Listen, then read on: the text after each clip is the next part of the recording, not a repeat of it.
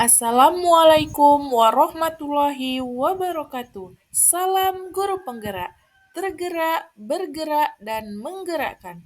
Perkenalkan, nama saya Nurliana, calon guru penggerak angkatan 9 dari SMP Negeri 5 Kandis. Di sini saya akan memaparkan aksi nyata modul 1.4 tentang budaya positif. Rancangan tindakan untuk aksi nyata. Latar belakang. Murid tidak suka peraturan karena selama ini jika mereka melakukan pelanggaran, maka akan mendapatkan hukuman dan cenderung akan mempermalukan dirinya. Di sini tujuan aksi nyata menciptakan murid yang merdeka dan disiplin diri yang kuat, menumbuhkan budaya positif di sekolah dengan meyakini nilai-nilai kebajikan universal. Di sini saya memakai tolak ukur untuk terbentuknya keyakinan kelas melalui kegiatan kesepakatan kelas. Siswa mampu menerapkan dan menjalankan keyakinan kelas yang telah dibuat. Lini masa tindakan, langkah-langkah tindakan yang akan dilakukan, menghadap kepala sekolah untuk menjelaskan pentingnya penanaman budaya positif dan keyakinan kelas di sekolah, serta meminta izin untuk mendiseminasikan bersama rekan guru. Mengumpulkan rekan guru untuk melakukan diseminasi pemahaman materi budaya positif, keyakinan kelas, dan segitiga restitusi. Memantau, merefleksi, dan mengevaluasi keyakinan kelas yang telah dibuat. Dukungan yang dibutuhkan, dukungan dari kepala sekolah, rekan guru, serta murid agar tindakan yang telah disusun dapat dilakukan secara lancar dan menyeluruh. Sarana dan prasarana untuk menumbuhkan budaya positif di sekolah. Orang tua dalam melakukan budaya positif di rumah. Berikut ini merupakan kegiatan diseminasi di sekolah mengenai pemahaman dan pengalaman budaya positif. Diseminasi disiplin positif dengan kepala sekolah dan rekan sejawat. Tapi kan bisa lihat. Assalamualaikum warahmatullahi wabarakatuh. Waalaikumsalam. Di sini saya ingin mendiseminasikan tentang budaya positif, yaitu di sini sebelum mengenalkan budaya positif, kita harus mengenalkan dulu apa itu tujuan pendidikan. Bapak Ibu sudah pernah tahu ya, menurut Ki Hajar Dewantara, tujuan pendidikan adalah menuntut segala kodrat yang ada pada anak agar mereka dapat mencapai keselamatan dan kebahagiaan yang setinggi-tingginya baik sebagai manusia maupun anggota masyarakat. Jadi sebelum kita mengenal dulu budaya positif, kita harus tahu dulu tujuan pendidikan kita. Dari KHD ini, tujuan pendidikan ini, Bapak Ibu tahu ya, menuntut segala kodrat yang ada pada anak agar mereka dapat mencapai keselamatan. Itu kodratnya ada dua, yaitu memang sini tidak saya tulis, yaitu kodrat alam dan kodrat zaman. Kodrat alam itu sesuai dengan kebutuhan peserta didik kita, yaitu berpihak kepada murid. Sedangkan kodrat zaman yaitu berhubungan dengan teknologi yang zaman sekarang kita harus mengenalkan kepada siswa-siswi kita, yaitu tentang teknologi. Lanjut. Di sini diseminasi tentang budaya positif, yaitu budaya positif di sekolah yaitu nilai kebiasaan di sekolah yang berpihak pada murid agar mereka dapat berkembang menjadi pribadi yang kritis, penuh hormat, dan bertanggung jawab sesuai dengan profil pelajar Pancasila. Konsep utama budaya positif yaitu perubahan paradigma belajar, yaitu berpihak kepada murid, disiplin positif, kebutuhan dasar manusia, motivasi perilaku manusia, restitusi. Restitusi inilah di sini nanti kita akan adanya keyakinan kelas yang ada itu pertama itu seperti menstabilkan identitas ya, nanti untuk mengapakan kesepakatan keyakinan kelas. Disinilah kita langkah-langkahnya dulu, nanti baru, tapi sebelum itu kita harus mengenalkan posisi kontrol guru, baru setelah itu baru keyakinan kelas, baru segitiga restitusi. Perubahan paradigma belajar, yaitu dalam membangun budaya positif, sekolah dapat menyediakan lingkungan positif, aman dan nyaman agar siswa mampu berpikir, bertindak, dan mencipta dengan merdeka, mandiri, dan bertanggung jawab. Disiplin sangat berkaitan dengan kontrol guru terhadap siswa. Misalnya di sini Anda dan teman Anda akan melakukan kegiatan, cobalah buka, Anda adalah A. Itulah seperti itu membuka kepalan tangan kita. Jadi tangan kita ini kita kepal. Kalau seandainya ini ada yang barang berharga ini, tapi kalau hati kita mau membukanya, pasti semua orang bakal merasakan apa yang berharga di kita. Sedangkan kalau kita tidak mau membagikannya, tentu kepalan ini hanya untuk kita saja. Itulah seperti itulah Bu filosofinya. Lanjut. Apa makna disiplin? Berasal dari bahasa Latin disciplina yang artinya belajar. Berarti ternyata disiplin itu belajar ya Bapak Ibu. Makna asal dari kata ini berkonotasi dengan disiplin diri dari murid-murid Socrates dan Plato. Disiplin diri membuat orang menggali potensinya menuju sebuah tujuan apa yang dia hargai. Namun dalam budaya kita, makna kata disiplin telah berubah menjadi sesuatu yang dilakukan seseorang pada orang lain untuk mendapatkan kepatuhan seperti aturan. Padahal dalam kata disiplin semuanya kita belajar. Awalnya itu sebenarnya artinya belajar, tapi dengan perubahan-perubahan itu ternyata disiplin itu dirubah menjadi sebuah aturan. Disiplin adalah kemampuan memerintah diri sendiri dalam mengontrol dan menguasai diri untuk memilih tindakan yang mengacu pada nilai-nilai yang kita hargai dengan penuh tanggung jawab tanpa terperintah orang lain. Jadi di sini sudah jelas ya Bapak Ibu, kita menghargai. Kalau sudah menghargai diri kita sendiri, berarti kita bisa mengontrol dan menguasai, sehingga kita bisa belajar dengan kata disiplin. Nilai-nilai yang kita hargai adalah nilai kebajikan, sifat positif manusia yang merupakan tujuan mulia yang ingin dicapai setiap individu, yaitu nilai-nilai dalam profil pelajar Pancasila yang ada 5 dimensi profil pelajar Pancasila.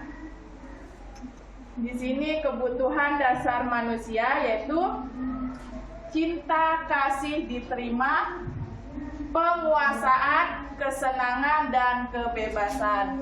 Disinilah anak-anak kita juga ada cinta kasih dan cinta kasih diterima, penguasaan, ada yang berkuasa anak-anak ini, macam-macam ya Bapak Ibu kebutuhan peserta didik kita. Ada yang ingin kesenangan, hanya ingin kesenangan saja dalam belajar, tidak mau dia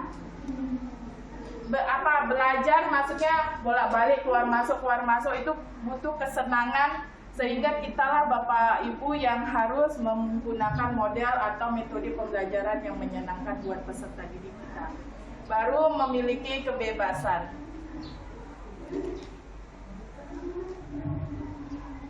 Di sini ada kasus Ibu Lia, guru kelas 6 di SD Permai, sedang bingung menghadapi ulah salah satu murid di kelas ini. Sama juga ya Bapak Ibu kasusnya, sama kasus kayak kita, rata-rata di sekolah hampir sama kasusnya ya Bapak Ibu.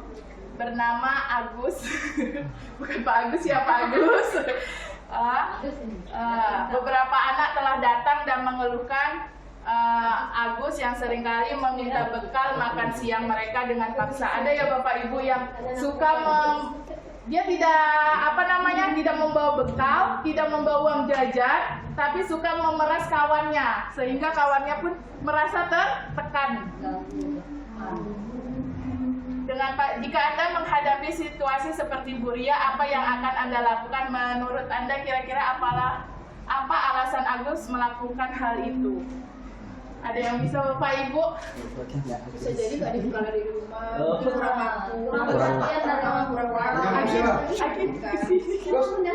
Pak Agus sendiri kayak mana menurut Bapak? Kak, tunggu dulu Kak. Yang tadi mau minta pendapat Bapak Ibu tadi kan udah ini dari kasus ini Telah datang mengeluhkan Agus yang seringkali meminta bekal makan siang mereka dengan paksa. Jika Anda menghadapi situasi, kan ada Bu, Pak, kayak gitu kan, anak-anak ini kan suka ngadu sikit-sikit ngadu. Jadi kadang dalam pelajaran, Bu, siapa nggarai Bu, kayak gitu. Bu, sini apa Bu, nggak bawa pena, minta pena saya.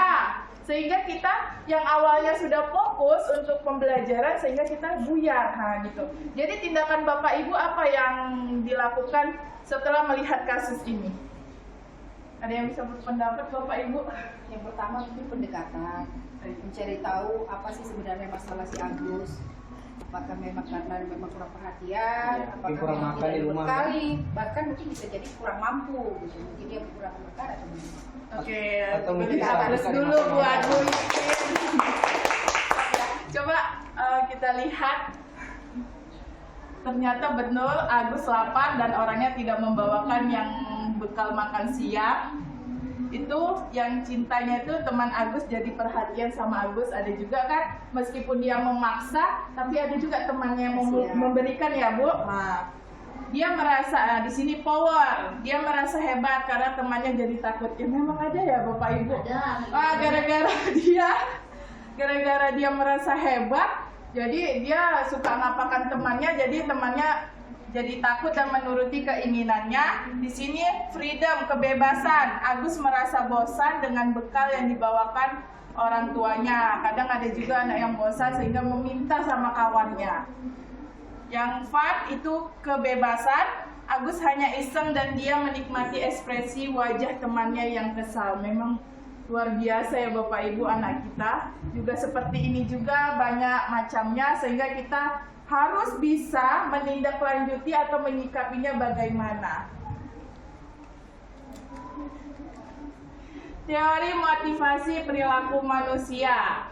Motivasi eksternal itu dari luar ya, untuk menghindari ketidaknyamanan atau hukuman apa yang akan terjadi apabila saya tidak melakukannya. Untuk mendapatkan imbalan dari orang lain, itu apa yang akan saya dapatkan apabila saya melakukannya. Untuk menghargai diri sendiri, itu dari diri sendiri ya Bapak Ibu. Saya akan menjadi orang yang seperti apa bila saya melakukannya. Jadi ini memang disiplin tadi yang kata belajar itu berarti introspeksi diri sendiri. Kalau kita belum bisa introspeksi diri sendiri, kita tentu belum bisa kita untuk mengintrospeksi orang lain. Oke, lanjutkan. Hukuman dan sanksi atau konsekuensinya.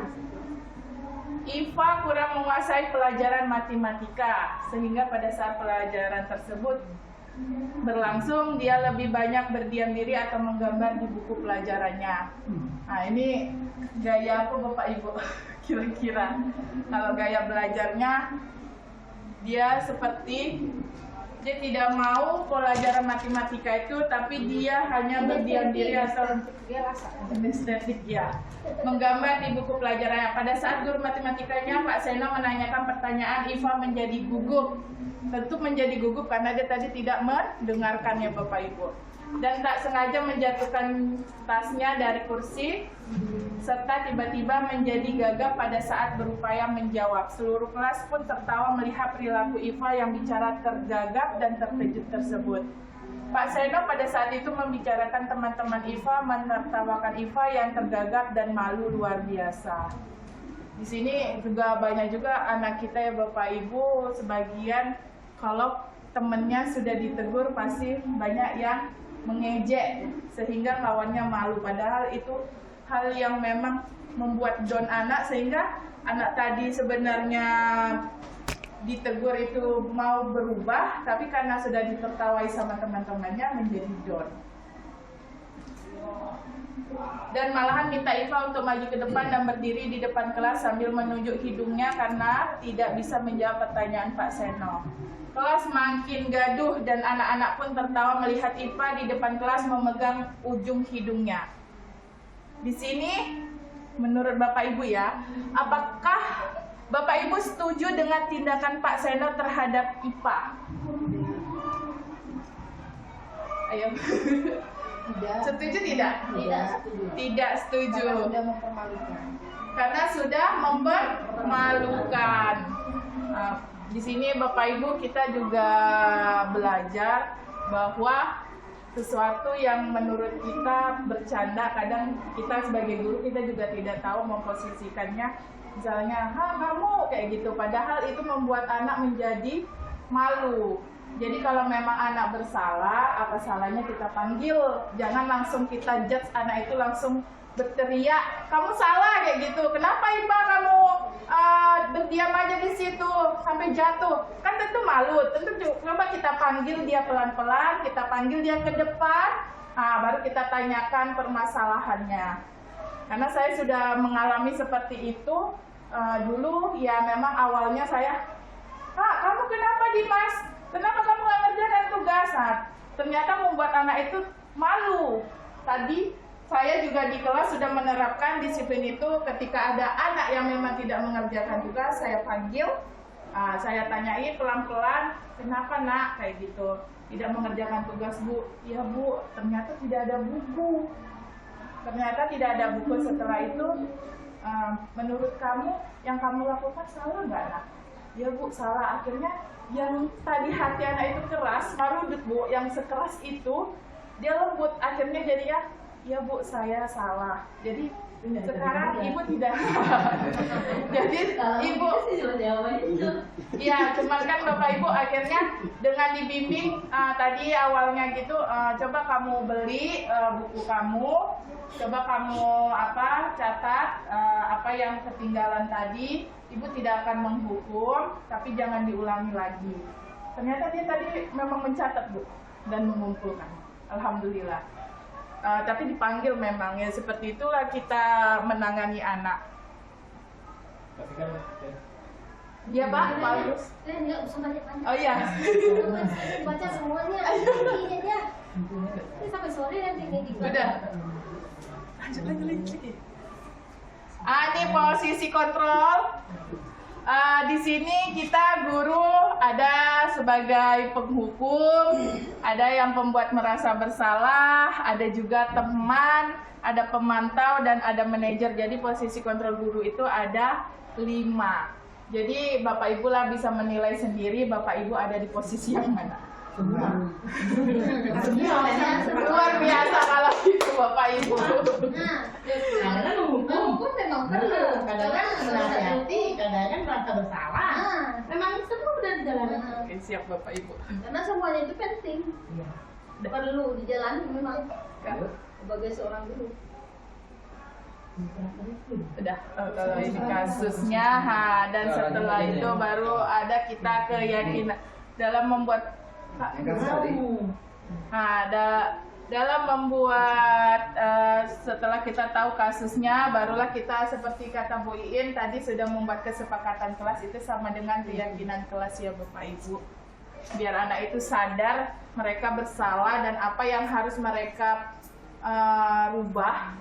Itulah disinilah disebut dengan keyakinan kelas. Lanjut.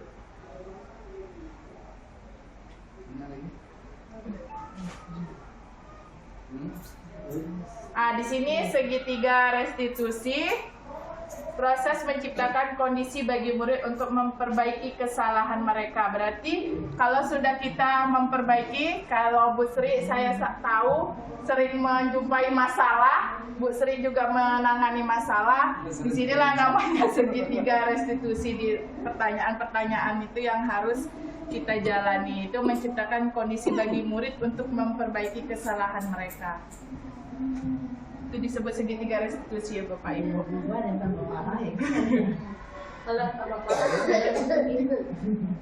Tahapan 3 restitusi yaitu ada 3 ya Bapak Ibu. Yang pertama menstabilkan identitas. Itu kita tanya dulu, ya tahu semua anak itu semua apa yang dilakukan dia salah. Kadang kita pun sebagai guru atau yang lebih tua pun kita juga pernah mengalami kesalahan itu.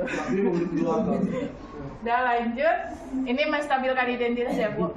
Validasi tindakan itu nanya kamu pasti punya alasan mengapa kamu melakukan hal itu, mengapa kamu melakukan kesalahan itu. Dan disinilah namanya validasi tindakan yang salah Jadi Bapak Ibu 3 tahapan restitusi itu yang harus diingat ya Bapak Ibu. Yang ketiga itu menanyakan keyakinan. Jadi untuk dia memperbaiki kesalahan dia, tentu kita tanya keyakinan dia apa yang harus dia perbuat, apa yang harus dia lakukan untuk memperbaiki kesalahan dia, itu namanya menanyakan keyakinan. Jadi ada 3 tadi ya Bapak Ibu. Habis. Oke, itu saja Bapak Ibu. Terima kasih atas waktunya. Semoga apa yang saya paparkan menjadi berkah, mendapatkan manfaatnya, dan bisa kita terapkan kepada siswa-siswi kita di SMP Negeri 5 Kandis dan membawa perubahan yang baik. Posisinya sekarang ini anak seperti kasus yang pertama tadi, seorang anak itu dia adalah seenaknya saja menjadi menjadi orang paling bagak lah. Oh iya, merasa orang paling hebat, tidak bawa apa-apa, tetapi suka malak temannya. Sebagai kita memposisikan diri kita sebagai siapa di sana?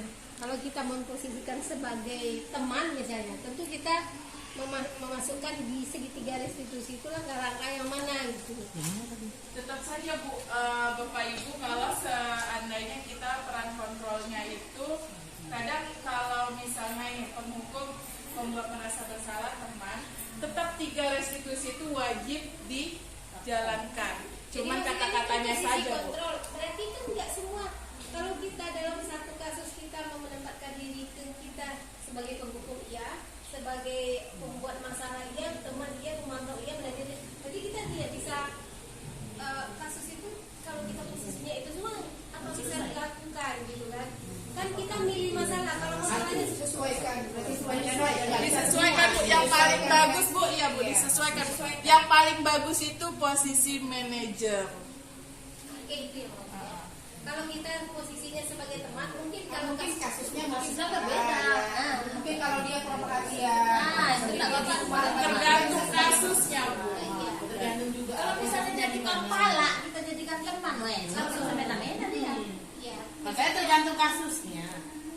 Ya, berarti kalau seandainya kasusnya tadi itu Kalau dia tuh merokok misalnya kayak gitu, kita ada hukum, berarti kasus kita di sana adalah sebagai ini Bu, Ya, ada tidak penghukum hukum Bu, kita. penghukum Bu.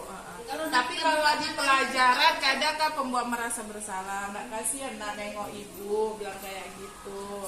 Itu kan kayak pembuat merasa bersalah ya. Kita membuat anak itu kayak dengan kata-kata dia merasa bersalah sendiri gitu Bu.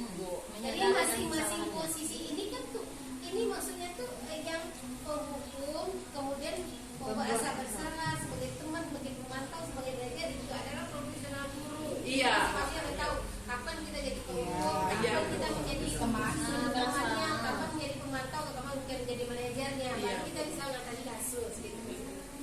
Oke, terima kasih. Iya. Oke, kalau gitu saya akhiri. Assalamualaikum warahmatullahi wabarakatuh.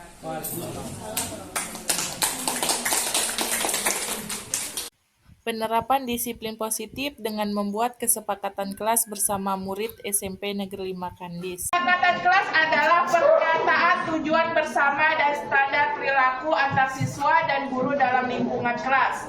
Kesepakatan ini menetapkan harapan untuk semua orang di kelas, mendorong rasa saling menghormati. Nah, ini Suasana saling menghormati di dalam kelas. terus Menetapkan ekspektasi, komunikasi dan yang jelas.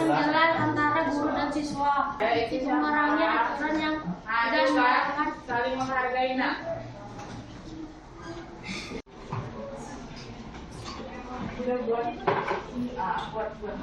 malah sesuai dengan apa yang kalian mau. Buat saja nak. Mau kelasnya aktif, kelasnya menyenangkan. Kalau misalnya ada temannya suka minjam pena temannya tapi tidak dikembalikan, buat yang sudah dibuat tolong ditempelkan di kertas yang ada di belakang. dua Bu. Iya, udah suci.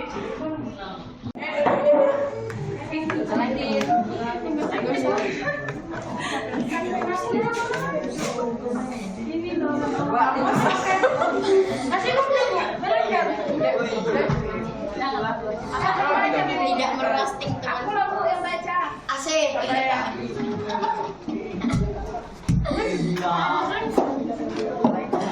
Weh, kalian kau nggak dikasih nama ya?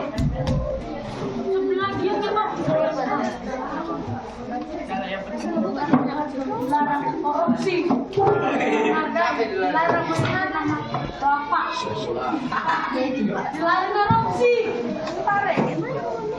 Dilarang. Di sini saya akan membacakan kesepakatan kelas dari kelas 8A.